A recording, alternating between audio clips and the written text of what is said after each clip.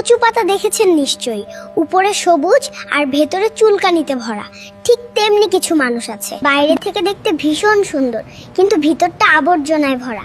সাপ দুধ খেয়ে বিষ দেয়, আরো গরু ঘাস খাইয়েও দুধ দেয়। সুতরাং পার্থক্য খাবারের নয়, পার্থক্যটা স্বভাবের। নিজের যোগ্যতা নিয়ে কখনো অহংকার করবেন না। মনে রাখবেন, পাথর কিন্তু নিজের ওজনের জন্য জলে ডুবে যায়। কি আজব দুনিয়া! যার চোখে ঘুম আছে তার কাছে ভালো বিছানা নেই, আর যার কাছে ভালো বিছানা আছে তার চোখে ঘুম নেই। যার মনে দয়া আছে তার কাছে দেওয়ার মতো কিছু নেই, আর যার কাছে দেওয়ার মতো অনেক কিছু আছে তার দেওয়ার মতো মনটাই নেই।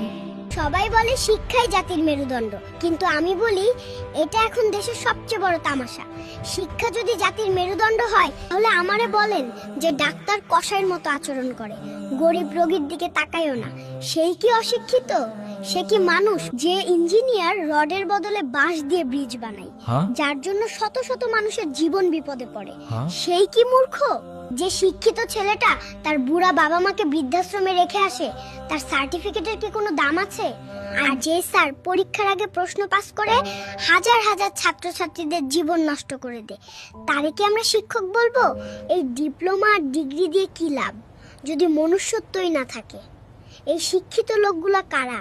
নিজের দোষ ঢাকতে যেয়ে যারা অন্যের ঘাড়ে দোষ চাপিয়ে দেয়, তাদের সাথে তর্কে কখনো জিতা যায় না, কারণ তারা প্রতিটা মিথ্যাকে যুক্তি দিয়ে সাজিয়ে ফেলে। যতদিন বোকা হয়ে থাকবেন ততদিন সম্পর্ক ঠিক থাকবে। যখন থেকে ভুলকে ভুল আর সঠিককে সঠিক বলা শুরু করবেন, ঠিক তখনই সম্পর্ক শেষ। এটাই বাস্তব।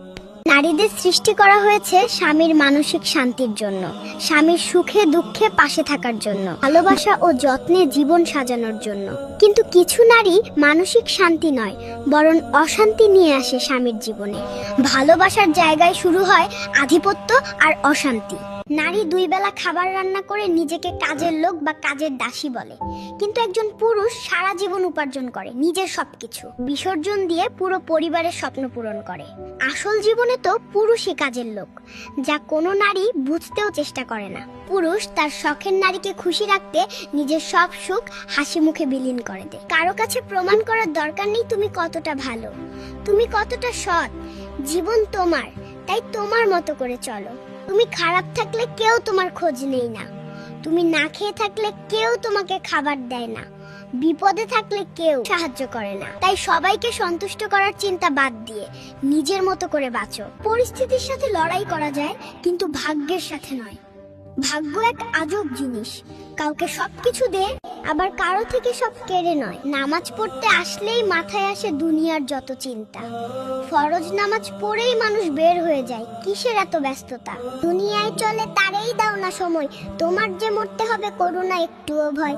সময় থাকতে আমল করো, ঈমান করো খাঁটি, তোমার আমার শেষ ঠিকানা ওই 3.5 হাত মাটি। কথাগুলো সঠিক মনে হলে ভিডিওটা শেয়ার করে দিন।